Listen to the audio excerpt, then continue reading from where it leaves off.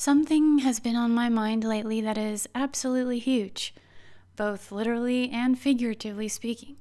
So I have to share my thoughts about this, which seem very pertinent to Sagittarius season that we are in. Sagittarius is the sign that correlates with world travel, history, philosophy, spiritual knowledge, knowledge about the earth and its inhabitants, as well as wild and large beasts. The subject is dragons. Not just any type of dragons, but a very particular dragon that has shown up in world mythologies. And what better time to go over this material than in the Chinese Year of the Dragon, specifically the wood dragon, and the term wood is sometimes translated as tree, also relevant to this dragon. Dragons, now currently viewed as mythological rather than real, have been feared more than any other creature on this earth. They were especially depicted as monstrous and cruel in Europe, but had more auspicious sorts of connotations in Asia. I got really inspired after listening to an episode by My Lunch Break on YouTube called Here Be Dragons. What was presented in that video got me thinking about a lot of things, and I immediately began doing more research on this topic. So here it is. Basically, after seeing an image of the likeness of a massive dragon's head and upper body inhabiting the ocean on Google Earth, my lunch break got me taking this question seriously. What if the ancient legends are true, meaning not only symbolic, but descriptions of actual reality? First, let's review some symbolism as well as mythology. There's a dragon known as the Ouroboros that in European tradition is seen as a dragon that bites its own tail in the end.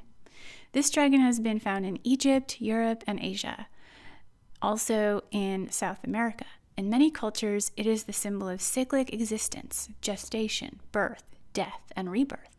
It corresponds with the number 0, which is the number of transcendence and a portal to other realms. Quoting from the book The Feminine, Spacious as the Sky by Miriam and Jose Arguelles, I quote, "The literal meaning of the universe is one turn, one complete cycle of a process that may be without beginning or end. Like the Ouroboros, each full turn or cycle of the universe is a totality in itself." End of quote. The Ouroboros, sometimes simply seen as a serpent, is associated with the tree of life. In the Norse tradition, a sea serpent coiled around Midgard, the entire world, and whenever the beast stirs, chaos ensues in the form of earthquakes, tsunamis, and storms. The serpent awaits the day of Ragnarok, the final day of darkness for the gods. It is said that not only will the gods perish, but so will the earth itself, becoming both burned in massive flames and submerged beneath water, after which the cycle of life returns and continues, as promised in the symbol of the Ouroboros, when a new world arises, cleansed and renewed. This new world will be inhabited by only 2 human survivors who eventually repopulate the world. Isn't this story curiously similar to the biblical tale of Adam and Eve, in which a snake appears in the tree of knowledge of good and evil? There are many other cultures where the world dragon shows up. In India, there is a depiction of a serpent coiled around the earth which rests upon a tortoise. The Mesoamerican deity known as Quetzalcoatl is often seen in the form of an Ouroboros. In the Gnostic Pistis Sophia, the Ouroboros is a 12-part dragon, surrounding the world with its tail in its mouth. A section in chapter 126 reads as follows, and I quote, "Jesus answered and said unto Mary, The outer darkness is a great dragon, whose tail is in its mouth, outside the whole world and surrounding the whole world. And there are many regions of chastisement within it. There are 12 mighty chastisement dungeons, and a ruler is in every dungeon, and the face of the rulers is different from one another.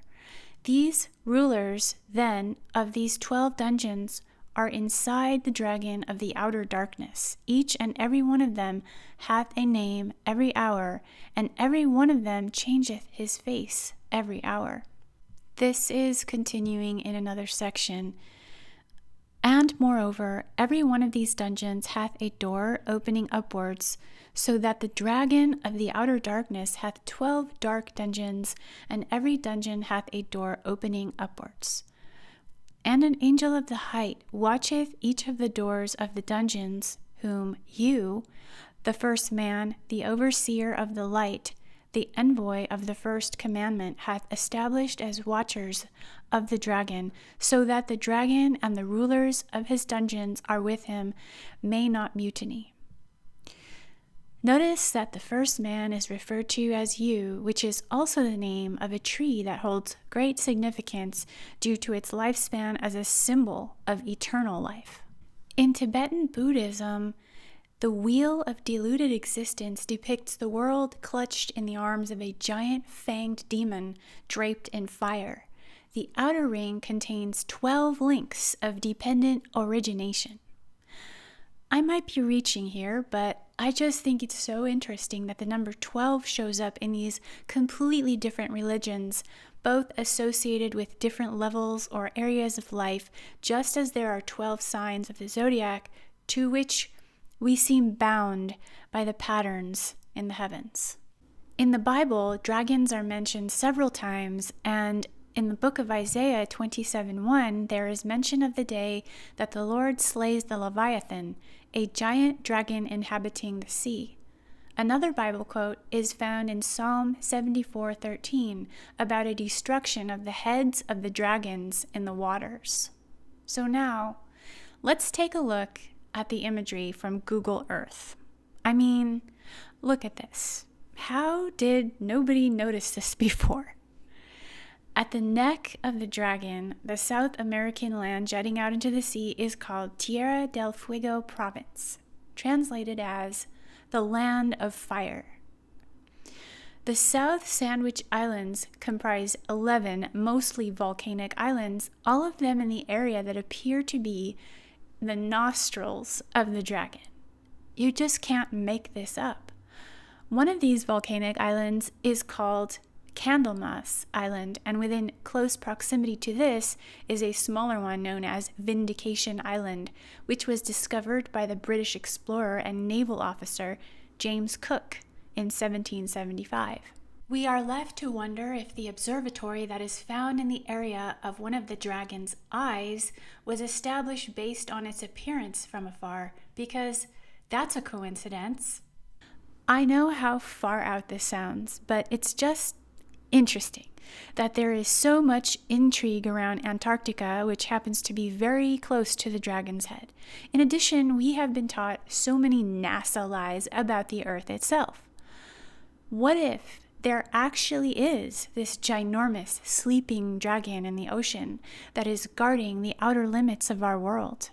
What if there is a cyclic destruction and restoration that occurs on our Earth that is influenced by the stars in the heavens and the zodiac and under the dominion of a world dragon? And if so, truth really is stranger than fiction. I welcome your thoughts on this subject.